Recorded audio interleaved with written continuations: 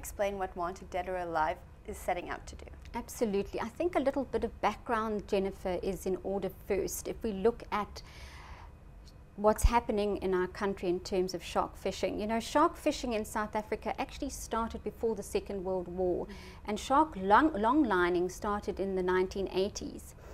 So today in South Africa there are 12 different fisheries that target sharks, and there were 5 that directly target sharks, which means that they make most of their money catching sharks. Is that allowed? It's legal, and there are existing fisheries.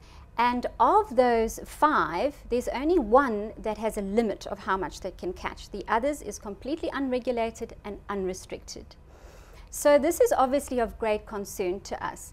And our Wanted Dead and Alive campaign is a lobbying initiative where we are looking at getting protection for a number of charismatic shark species.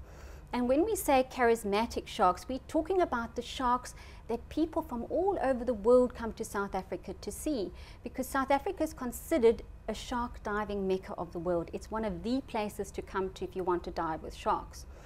And we have in our waters over 200 different species of sharks, which includes our rays and our skates. And of those 200, only 3 are fully protected, which is the white shark, the whale shark, and the basking shark. What does it mean to be fully protected? It means that they're not allowed to be commercially caught, or they're not allowed to be recreationally caught. No one's allowed to catch them, and you're not allowed to sell any product of the sharks. So there's only 3 out of all these animals that are fully protected. And there you've got problems as well, because although they're fully protected, compliance is virtually non-existent. So the law might be there, but seeing that perpetrators are dealt with and even caught in the first place is sorely lacking in South African waters.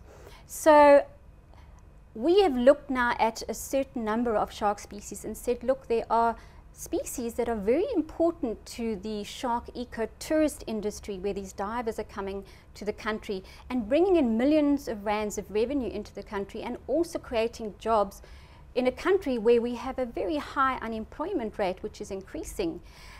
So if we look back at the 2007 figures, because it's quite hard now to get new figures, but if you looked at the tiger shark industry in KwaZulu-Natal, that industry was bringing in 18 million rands a year in 2007 roughly.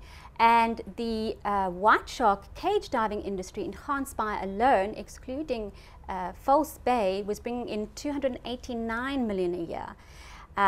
Another example, a ragged-tooth shark. Now, ragged-tooth sharks in our water, they have commercial protection, which means you're not allowed to catch them and sell them, but you're still allowed to catch them and kill them every day, just for the fun of it or the sport of it, if you so wish. In any case, if we look at the ragged-tooth shark, that shark is worth 50,000 rand a year. That's what it can generate in a year, and it can live to 40 years or more. So on average, a ragged-tooth shark can generate over 2.2 million rand in its lifetime.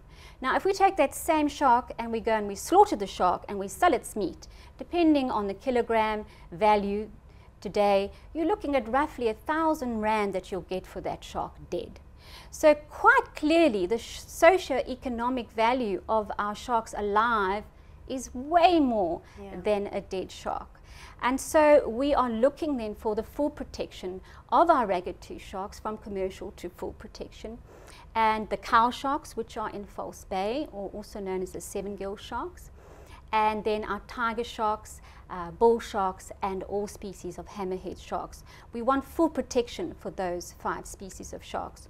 And then we are asking for a limited protection at this point, because some of these sharks are part of fisheries, so it will be a little bit more difficult to get protection.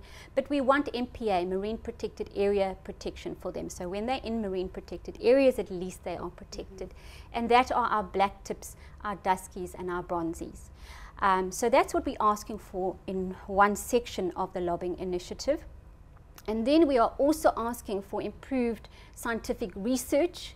There is not enough research happening on sharks in South Africa. There's a great deal around white sharks, for example, but we have all these other species which are really neglected in research.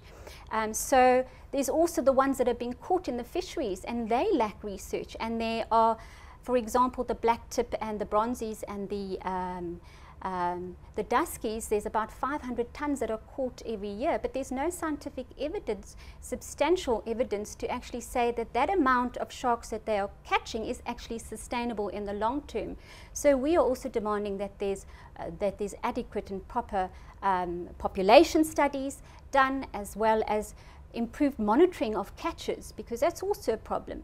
How many sharks are actually being caught? This is something we don't entirely have our finger on the pulse of. So, you know, we need all of this to improve. And then, of course, compliance. It's all very well us doing this, and yes, it is a fantastic start to get it on paper, but then compliance has to step in and do their part of the job. Otherwise, it's actually pointless.